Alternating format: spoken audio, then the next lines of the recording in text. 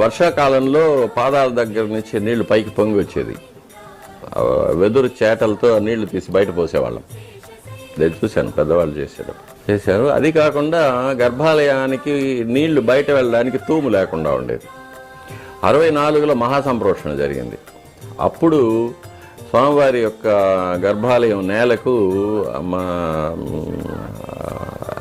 రాతి పలకలతో ఏర్పాటు చేశాము. అప్పుడు అందుకే ఇప్పుడు కూడా మీరు చూస్తే స్వామివారి యొక్క పద్మపీఠం భూమి యొక్క లెవెల్ కన్నా తక్కువగా ఉంటుంది. ఈ భూమి లెవెల్ పైకి వచ్చింది కాబట్టి రాతి బండల వల్ల. రాతి బండలతో పెట్టి మూసేసిన తర్వాత ఇప్పుడు ఆ నీళ్ళు పైకి రావడం లేదు. తూము కూడా పెట్టేశాము కాబట్టి అభిషేకం చేసిన జలం అంతా కూడా బయట తూములోకి వెళ్ళిపోతుంది. కానీ ఇప్పుడు కూడా స్వామివారి పాదాలపైన చెవి పెట్టి వింటే లోపల నీళ్లు పారే శబ్దం వినిపిస్తుంది.